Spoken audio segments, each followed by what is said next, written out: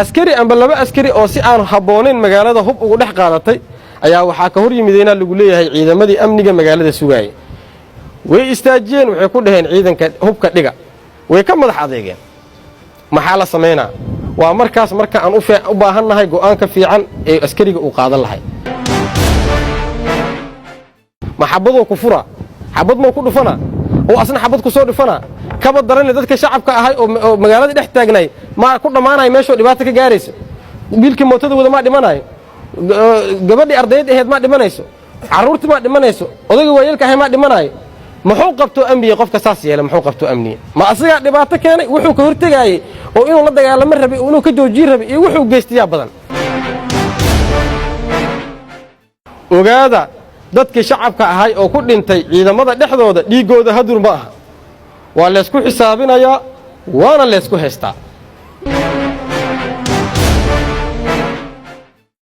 ciddii mas'uuliyaddaas qaada oo ay ku caddaatay inay ayaga xabado rideen ama ka gaabisay inay mataqaanaa ay ka joogsato waxyaabihii dhacay aana qaadayso mas'uuliyaddeeda qofka saas u dhaqmaayo oo markii hal xabad lagu rido baas ridaayo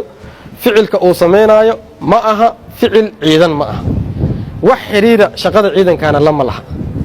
ma aha ficil ay ka muuqato oo turid shacab loo turaayo iyo adkaysi ficil uu ka muuqdo ma aha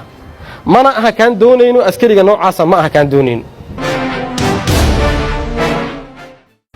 waxaa lagama maarmaan ah in laga ilaaliyaa ciidanka dhexdooda wax walba oo kala dhantaali kara waxaa lagama maarmaan ah in laga ilaaliyaa wax walba oo keeni kara kalsooni la'aan keeni kara waa in laga fogaadaa amar diidada waxaa ka sii xun oo aad ay u fool xun tahay arrintu marka qofkii ciidanka ahay oo la rabay inuu amniga dalkan sugo oo ku hadaaqo waxyaabo aan loo baahnayn oo ay kow ka tahay waxyaabaha dalkan ragaadiyey oo u diiday dalkaani qofku muhiimka ahay in la dhaho kan aan muhiim noo aha noo shaqaynaa la dhaho oo ah qabyaaladda